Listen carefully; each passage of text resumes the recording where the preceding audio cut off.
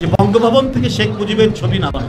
দেখুন, যার যতটুকু ইতিহাসে অবস্থান আছে সেটা থাক। মঙ্গলবার সকালে বঙ্গভবন থেকে শেখ মুজিবুর রহমানের ছবি সরানো উচিত হয়নি বলে মন্তব্য করেছেন বিএনপির সিনিয়র যুগ্ম মহাসচিব অ্যাডভোকেট রুহুল কবির রিজভী। তবে তার এই বক্তব্য গণমাধ্যমে প্রকাশের পর সামাজিক যোগাযোগ মাধ্যমে মিশ্র প্রতিক্রিয়া দেখা দেয়। নেটিজেনরা রিজভীর এই বক্তব্যের তীব্র সমালোচনা করেন। এমন পরিস্থিতিতে সকালের বক্তব্যের জন্য দুপুরে দুঃখ প্রকাশ করে বিবৃতি দিয়েছেন তিনি।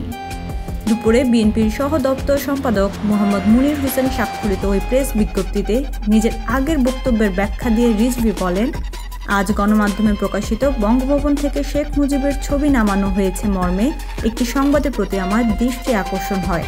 আমি মনে করেছিলাম বঙ্গভবনের দরবার কক্ষে যেখানে সব রাষ্ট্রপতির ছবি থাকে সেখান থেকে শেখ মুজিবের ছবি নামানো হয়েছে। মূলত ছবিটি সরানো হয়েছিল বঙ্গভবনের অন্য একটি অফিস কক্ষ থেকে। রিজভী আরও বলেন, শেখ হাসিনার ফ্যাসিবাদী শাসনে শেখ মুজিবের ছবি রাখার বাধ্যতামূলক আইন করা হয়েছে। ফ্যাসিবাদী আইনের কোনো কার্যকারিতা থাকতে পারে না। অফিস আদালত সর্বত্রই দুঃশাসনের চিহ্ন রাখা উচিত নয়। অনাকাঙ্ক্ষিত বক্তব্যের জন্য আমি দুঃখিত।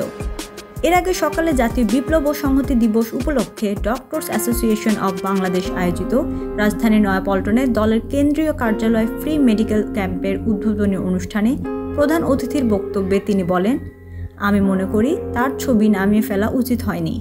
খন্দকার মোশতাক নামিয়েছিলেন, জিয়াউর রহমান তুলেছিলেন। ৭৫-এর ১৫ আগস্টের পর খন্দকার মোশতাক শেখ মুজিবের ছবি নামিয়ে নিল। জিয়াউর রহমান ৭ নভেম্বর সিপাহী জনতার বিপ্লবের মাধ্যমে রাষ্ট্র ক্ষমতায় এলেন।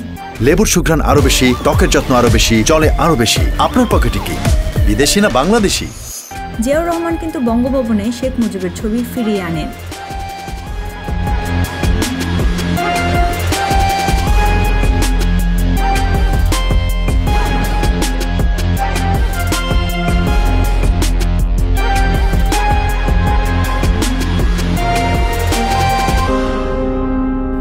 রাবেয়া ঝুমুর, BD24 লাইভ।